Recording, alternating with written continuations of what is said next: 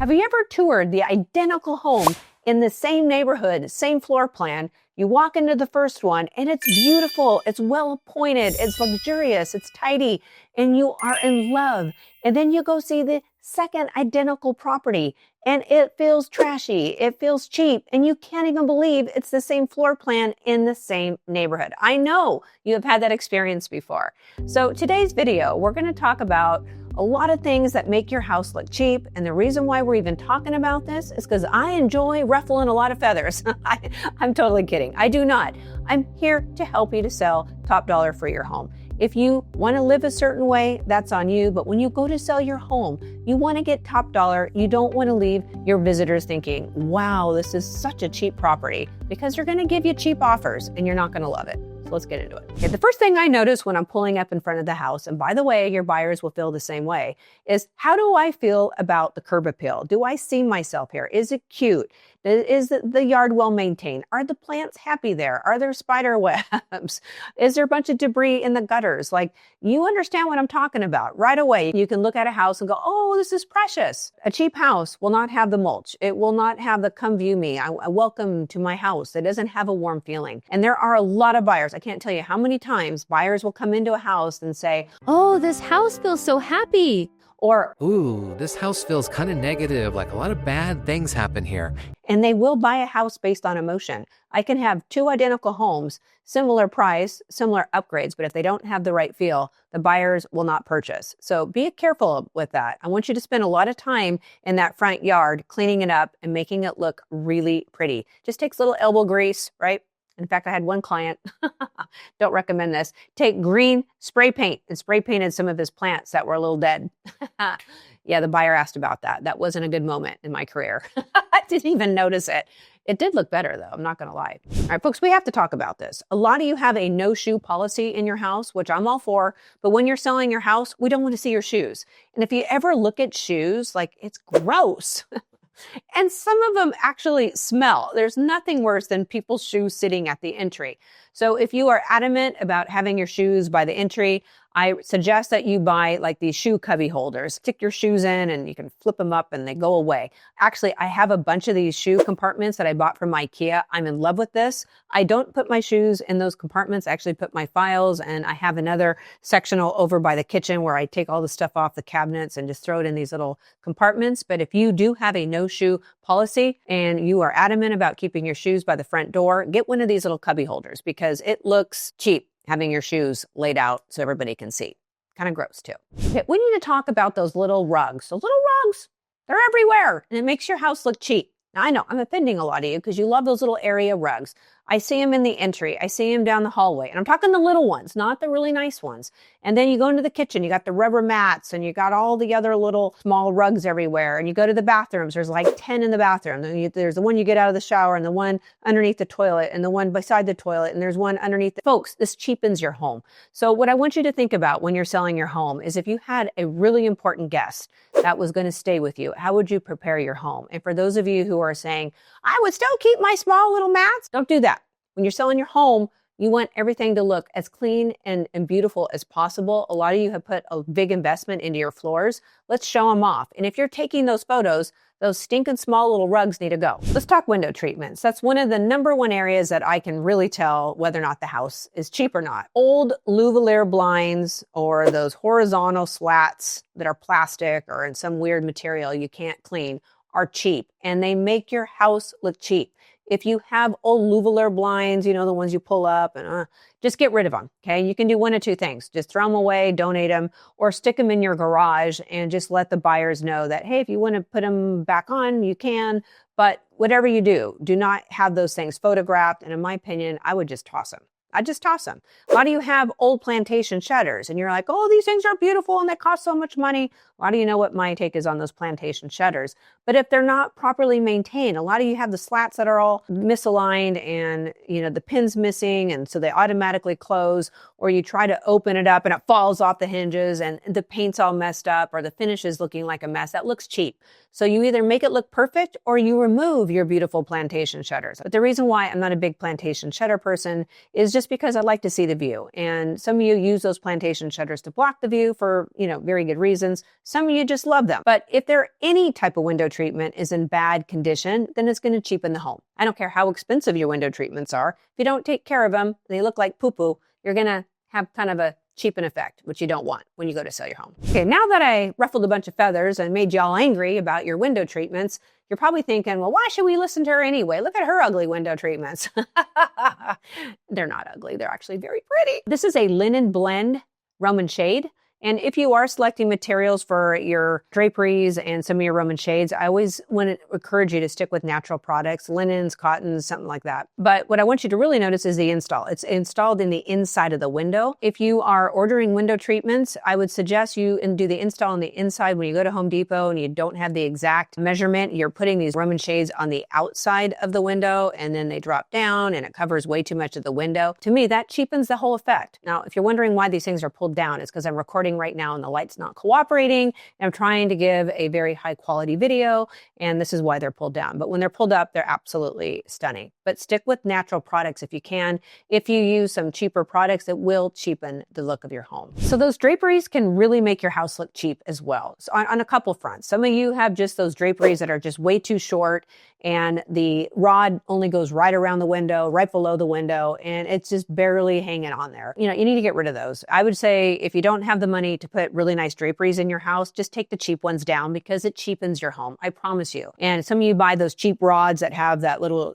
sway back kind of thing going. That's just so dang cheap. Like just get rid of it. And by the way, Amazon has some really nice draperies and some really nice rods online that can give you that more luxurious look if you're interested. I do have an Amazon storefront. Don't worry, I'm not trying to be an Amazon girl. I just have a storefront because a lot of you are asking me where I get my products from. So I will link it down below. You can put very beautiful draperies in your home at a reasonable price if you are committed to the process, because you do have to do a lot of work around and do your own installation if you're not having a custom designer come out and do your window treatments for you. The other area that I see a lot of you making mistakes is you go very dark on the color of your curtains, which I'm all for that. But over the years, they start to bleach out. And when people come to look at your home, they'll notice that it's bleached out. So you do a couple things. You can try dyeing it yourself or cleaning it or just getting new ones. If you are considering replacing any window treatments, any drapes, I always recommend a solid color. A lot of you like putting patterns in your curtains. If it's too patternish, it looks a little gimmicky. Now, I know a lot of high-end designers that use a lot of pattern. I think it's beautiful. But if you're selling your house, boring is the way to go. So usually lighter colors make your house look larger. Darker colors give it more of a mood. If you're selling your house, I'm going to recommend that you go on the lighter side because buyers like to buy homes that feel larger, spacious, and have more light in the home. Let's talk about my favorite furniture. Okay, the bean bag. Okay, the bean bag has got to be one of the cheapest things out there. If you are selling your home, I suggest that you get rid of your bean bags. And you're like, Audra, there's no way I'm getting rid of my bean bag. My kids love it. Have you ever sat in a bean bag lately? Like I literally cannot get comfortable in that thing. Now I know it's kind of cool to have in a bonus room, whatever, but if it's the main seating arrangement in any room, I say get rid of it. And of course, y'all know it's those bright colors. It's the red, the yellows, the greens. It looks like an M&M arrangement. So let's get rid of the M&Ms, pack it away, get rid of them. Okay, quick intermission. If this is the first time that you're viewing my channel, welcome. My name is Audra Lambert, and I'm one of the top-selling agents in Orange County, California. If you're looking to buy or sell a home in my area, please contact me. I'd love to work with you. I can be reached right here.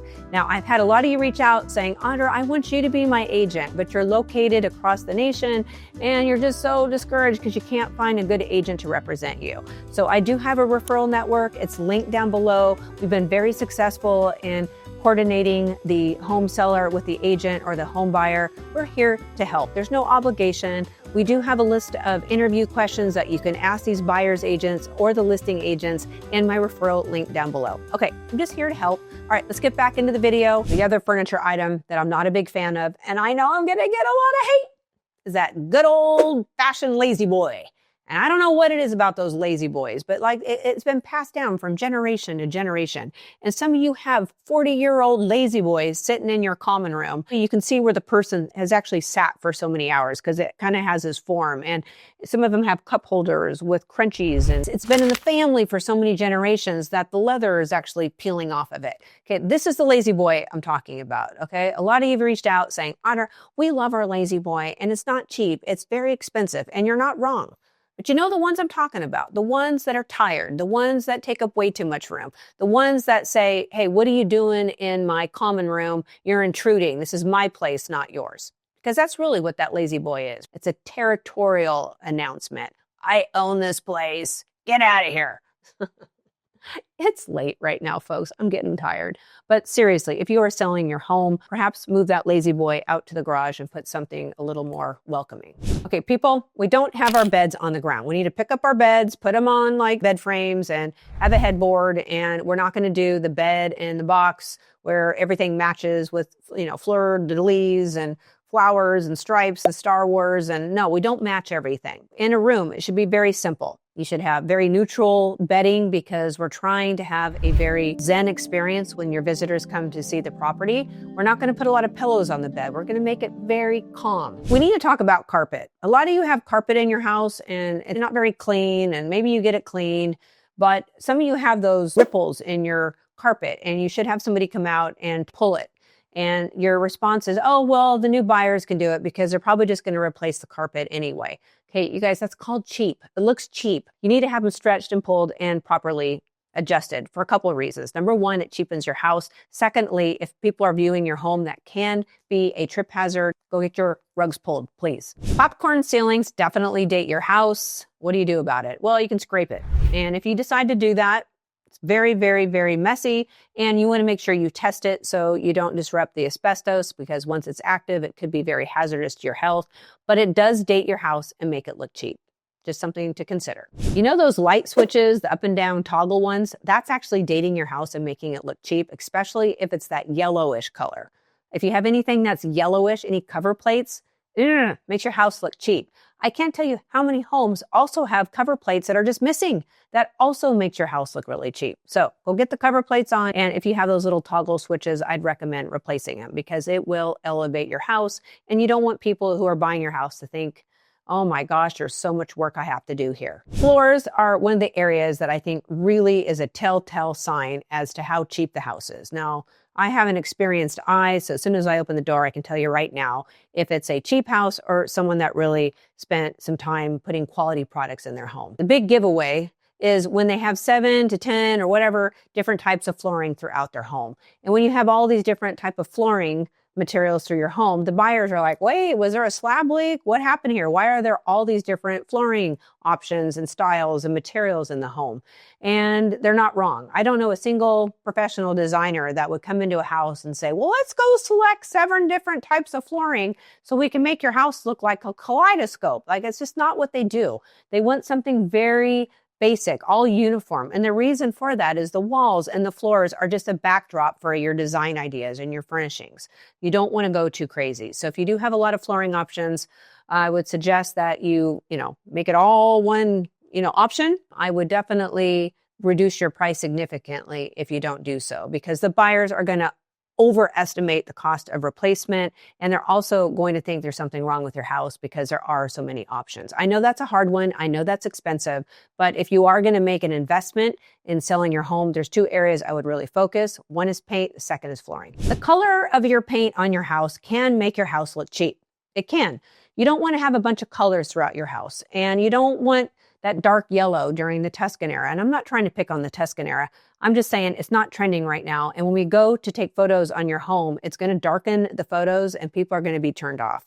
If you're going to sell your home, I'm standing right in front of you telling you, paint your house white. Now, there's a lot of other creators and other people you're probably watching telling you, oh, you got to do this beigey color or this taupe color or this light blue. Like, don't do it. It's too specific. I've never had a buyer walk into any of my homes and go, oh, good Lord, why did this seller paint their house white? That's not what buyers are going to think. They're going to think, oh, okay, the white works. It's not, maybe I want to do a little something different, but at least I have a base that I can work off of. If you go too dark on the walls, then they have to do a base and it's more costly. And the other thing, if you go too dark, the house is not going to photograph as well. It's not going to look as big. And the buyer's like, I don't want to paint. Okay, or they're going to ask for a painting credit. You can't go wrong with white. Now, I have linked down below my resource guide that has my favorite paint colors. You can't go wrong with any one in there. In my opinion, you always go white. The key to white is picking the right paint color. Sometimes those white hues can, lean a little pink, a little blue, a little yellow, and it looks awful. So make sure you're using the right paint color. Once again, my tried and true paint colors are linked down below. If you're watching me on the TV right now, my website is lambertgrouphomes.com. On the very front page, there's a resource link. You just click that link and it will download all my cheat sheets for you. And one of those cheat sheets is that paint color. I have questions you can ask your realtors that you want to interview. I have a home inspection checklist in there. I have staging tips. All this is free to you. You just got to download it because I'm here to help. So the number one thing making your house look really cheap is all the personal items, all the clutter, all the collectibles. Folks, we have way too much stuff. Way too much stuff. Some of you collect dolls. Some of you collect unicorns. Some of you collect awards or certificates or God knows what. We're all collecting stuff, okay? When you're selling your home, we take all this stuff out because it makes it less personalized and people can kind of see through all the clutter. When you have buyers coming to view your home, you don't want them like looking around trying to figure out like who lives here? What do they do? What do they like to do? You just want to make this a neutral experience so they can visualize themselves being there. You want to clean up all of your personal items. This is why it's so important to start preparing to sell your house way in advance. Give yourself 6 months to a year because the decluttering process is very intense. Probably 30 to 40% of what you have on your house right now should probably be moved off the house if you want to have a beautiful listing on the market. And by the way, if you're looking for agents to interview, I have a referral network. I will link the referral network down below. We're happy to give you some very seasoned agents to interview. You want their guidance as well. They can walk around your house, tell you what you should and shouldn't get rid of.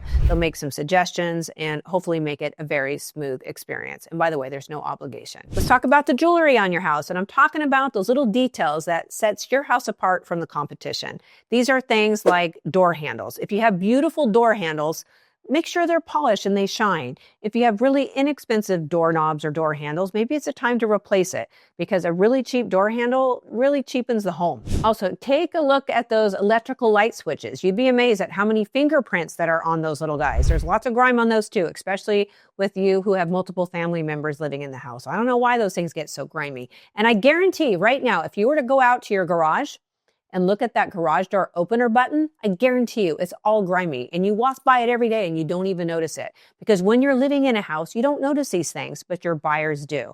Now, when you're in your kitchen, that's usually a very high use area. Pay attention to the cabinet knobs. If they're cheap, replace them. It's one of the areas that really cheapens your kitchen if the knobs are really cheap, falling apart, grimy, or corroding or whatever. Look at the pulls on the refrigerator door and the dishwasher. Are they secure or not? Are they dirty? Make sure your house is super shiny. Make sure everything's clean because all this jewelry that we're talking about right now will set your house from the competition. And in this market, it's very competitive right now and you want top dollar and you want your house to shine. So spend the extra time, make the investment, and it will pay off. You know, I love y'all, and I'm sorry if I hurt any of your feelings, but I'm just here to help. I'm just here to help you. Now, for those of you who have had other experiences where you're looking at homes and you're like, wow, that's so cheap, comment down below. We can all learn from each other. We're not here to criticize or put anybody down. We're just trying to give everybody the best foot forward when they're going to sell their home. So thanks so much for watching this video. And once again, please smash the like button, subscribe to my channel, and I'll see you in the next video.